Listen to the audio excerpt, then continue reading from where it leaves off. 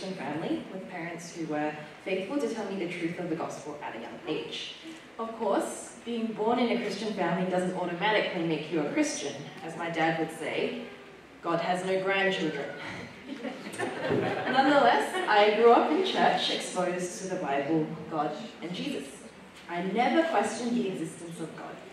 In fact, I vividly remember returning from an outback trip in Australia, looking up at the Aussie desert at night, and without any light pollution, I saw the stars, the galaxies, the whole Milky Way. And looking up at this beauty, I remember saying something to my mum along the lines of, "What an amazing God," or something like that.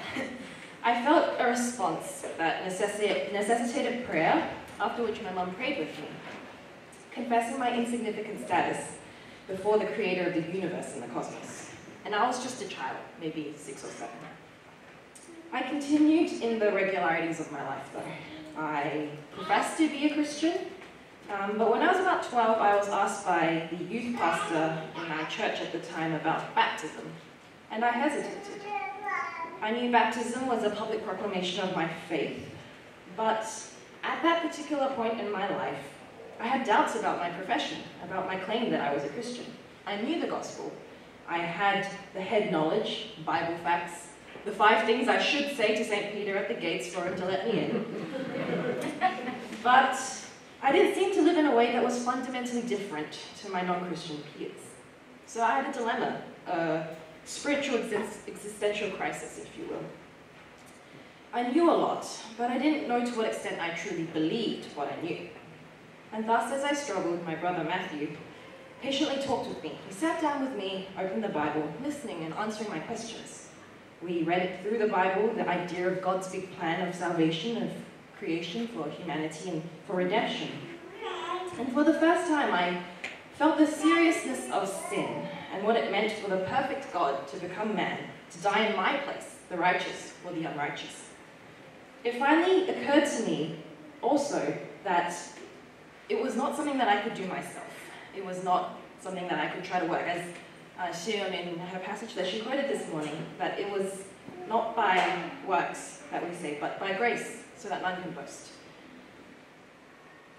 Being in a Christian family, being brought up in a Christian family is a blessing, for sure, and I am so thankful for my family and how they've been just there to guide me and to have this exposure to the Bible at such a young age. But this particular upbringing, being exposed to the gospel so frequently, in my own mind I took it for granted.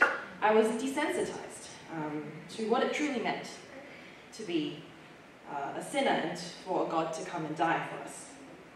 But on that day that I sat down with my brother, and that day when we opened the Word, I came to believe the truth, and I repented of my ways, confessing, recognizing that I was a helpless sinner who could do absolutely nothing to save herself. I put my trust in Jesus, and almost 10 years later, I finally come to profess my faith publicly in front of the church, my family, friends, and other believers.